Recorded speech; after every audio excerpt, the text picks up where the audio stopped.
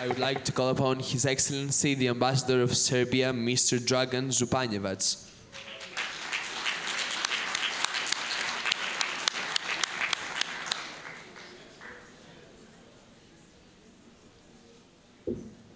Γεια σας, Κώστα Γετώνας. Σχολή, καλημέρα. Ελλάδα μ' αρέσει πάρα πολύ. Σερβία και Ελλάδα πάντα μαζί.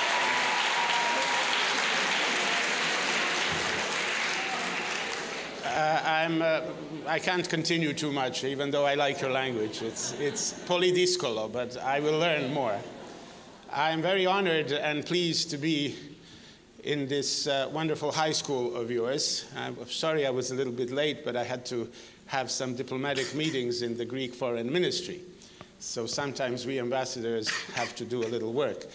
But I have spent in my career more than 7.5 years working in the United Nations in New York City, and it is an incredible experience because in one place, in one building, all the countries of the world meet and they discuss and they try to resolve the problems of the world, which are eternally and always very difficult and serious.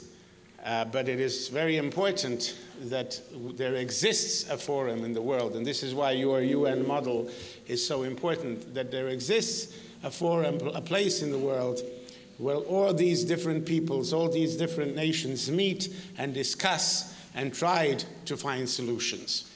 And the difficulties of the world are there. They are eternal and they are never fully solvable.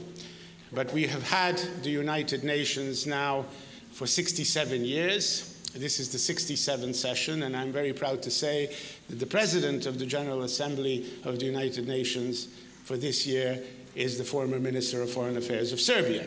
So Serbia at the moment is presiding over the General Assembly of the United Nations, and we are very proud.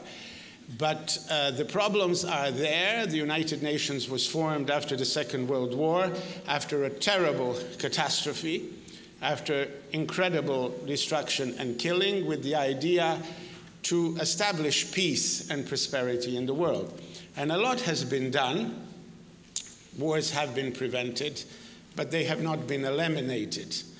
And I was invited to the Archaeological Museum a few days ago here in Athens, and then I saw the Mykenan culture, where they were making the most beautiful jewelry, I think better, which is 3,500 years ago, beautiful jewelry, more incredible than I think they can make now, for the ladies, and they were making swords for men.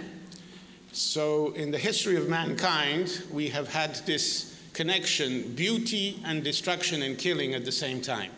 And the United Nations is there to enhance the beauty and to stop the killing. But we are successful, and yet we are failing.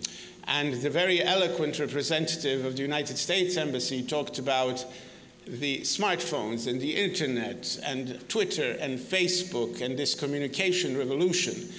But is this really helping? Is the fact that we can have instant access to information stopping wars in Syria, stopping poverty in sub-Saharan Africa, stopping global climate change, stopping the fact that the rich countries of the world are not delivering on their promise to give 0.7% of their GDP to poor countries. All of this instant information, all of this communication revolution is not really helping. We know everything, but are we able to solve the contradictions of our world? Still not yet. And this is why we have to work hard. The UN is indispensable because there is no other place where all these nations meet and discuss and try to work together. But the UN is often blocked. There is no agreement often. We had a decision very recently in the General Assembly to upgrade the status of Palestine in the United Nations, and the majority of the world decided that Palestine should be a non-member state. But other important countries were against it. So we are having these problems. but we have to work together. I just read today that in the Herald Tribune they have this little thing where they say what happened 100 years ago, what happened 75 years ago, and what happened 50 years ago.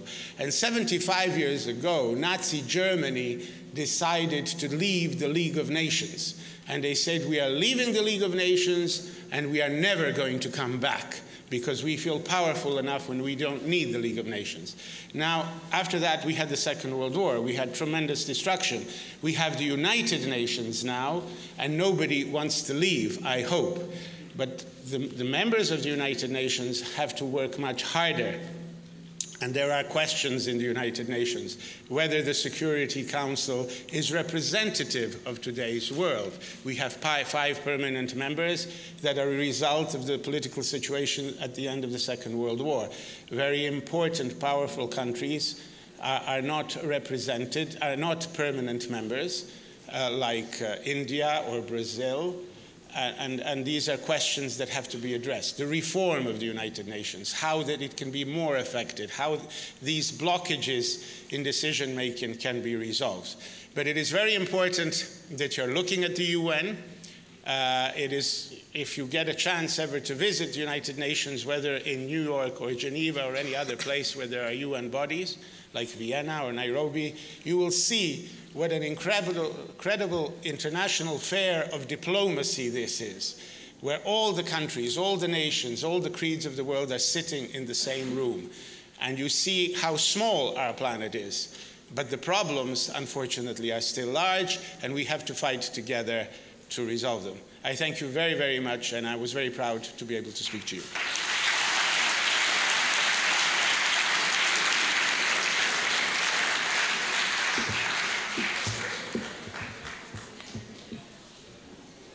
Thank you very much for your speech.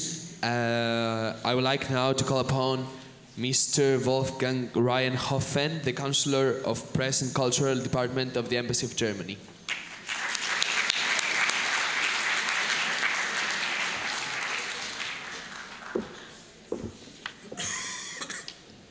Your Excellency, Ambassador of Serbia, dear colleagues from the Diplomatic Corps, honorable delegates to the United Nations, ladies and gentlemen, dear participants of the UN conference, I am pleased to welcome you here on the, I think it's the 7th Model United Nations Conference at the Kosteas Gaetona School in Palini. I am especially grateful to the organizers of the conference for working so hard to allow the students also from abroad, I think there are students from Dubai, Netherlands, and UK, to participate and to meet here and experience this event. Dear students, you will be dealing with topics of high importance. This year's conference is on youth. Various issues like child soldiers, measures to combat unemployment among young people are waiting for solutions. The urgency of these solutions can be seen in the actual figures of the unemployment rate among young people in Greece, which I just saw this morning.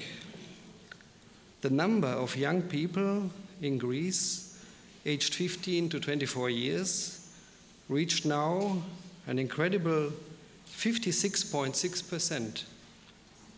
And for young ladies, it's even higher, 65.4%. And I'm afraid, also in other countries, these figures are not much better.